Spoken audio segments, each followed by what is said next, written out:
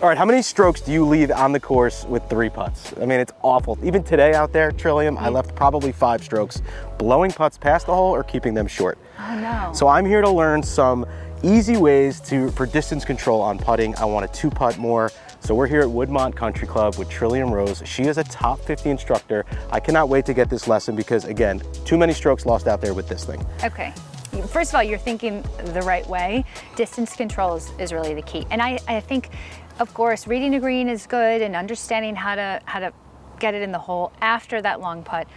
But you're gonna make things so much easier if you're getting it close the first time. Totally. So there's one big thing I want you to figure out, and we're gonna do it together, and that is what your comfort level tempo is.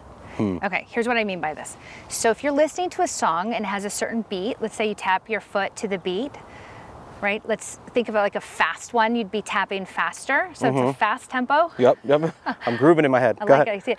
Or maybe a slow song, there's a slow tempo. Okay. So I actually don't care what yours is, as long as it's the same on every putt.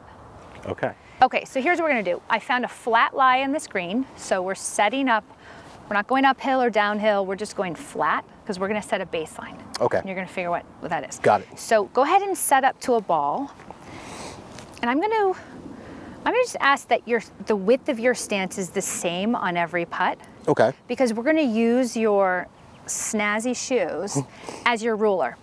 So if I put the tee, I'm gonna put a tee down right outside one foot and the other foot. So we call that kind of like outside your stance.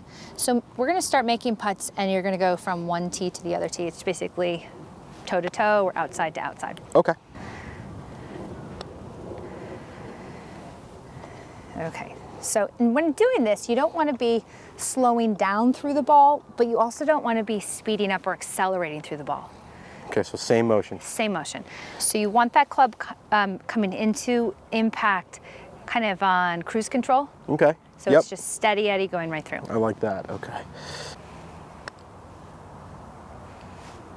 Okay, just keep on going until you find when you're like, oh, that feels comfortable, that feels about right. Okay, tell me when you think you have one. I think that one was really good. Okay. Yeah.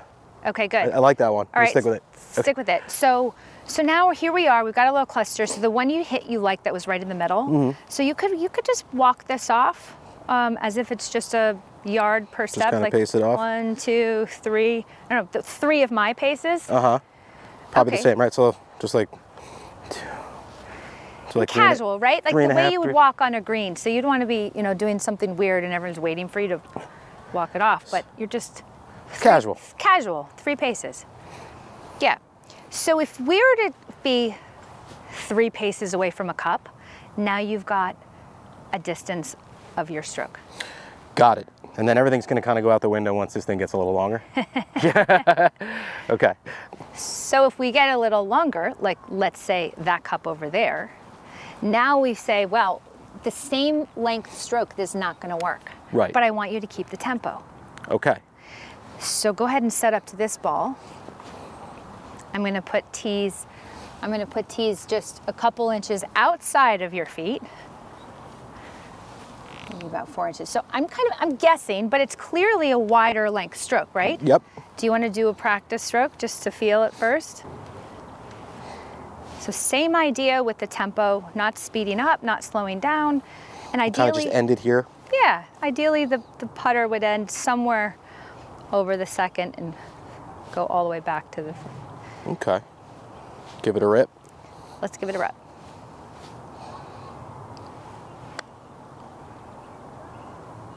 So if we're not there, that means we either need a bigger length swing or your overall tempo is on the slow side. Okay. So that was my question. How do you know if it's tempo or swing? Yeah. So okay. That's a great question. So if all of your shots are ending up short, especially the long ones, so for instance, you don't want to be making a length swing that's this, coffee table height, then you probably need to listen to a faster song. Okay. All right. Dial up a faster one in my head. A little AC/DC or something. That's better. Yeah. Look at that distance. Perfect. Right there. And I didn't go outside of this or outside of this. I just kind of gave it a little more with tempo. Right. In order for the putter to reach the end here and here, it actually has to move faster to get there. Even though the tempo is the same, it has to travel farther within the same tempo, therefore move faster. So you actually are putting with a higher velocity club head, but you're not telling yourself to swing faster. Right. You're just making a wider length stroke. Yeah, and that's all I did there. I said, you know, just take it back a little bit longer, a little bit more gas. Yeah.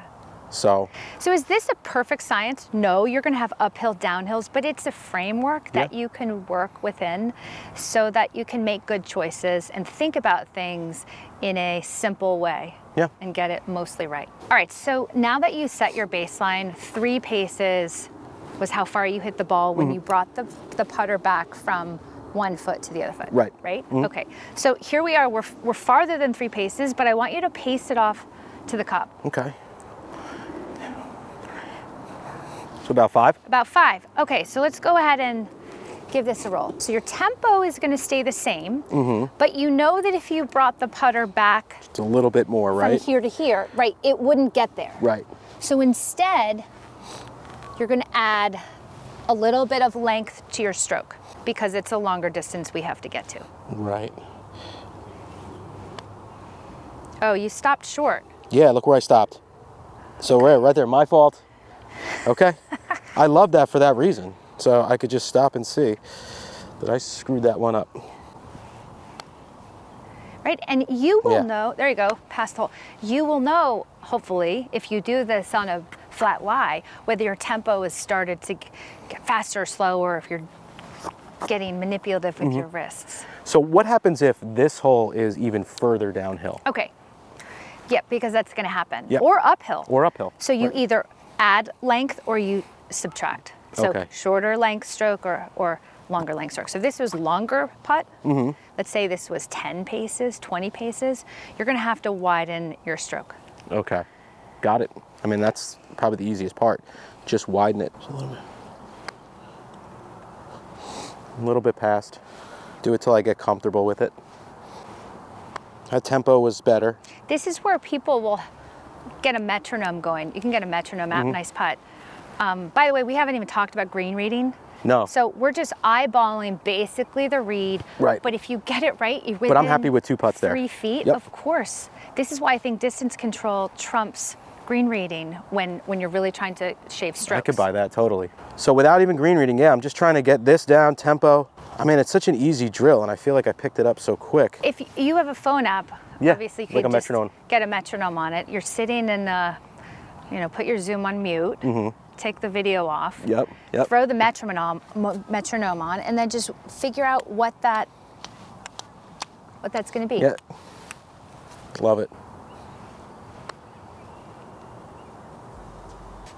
Of course. Nice one. Thanks. All right, Trillium, this was awesome. Thank you so much. I'm gonna go super low now because of this. Thanks a lot, guys. And let us know what you think in the comments. Let us know what you use for putting tips. We always like to learn what you guys are doing, but give Trillium a look on all the other content she does. She's fantastic. And guys, thanks. We'll see you again soon.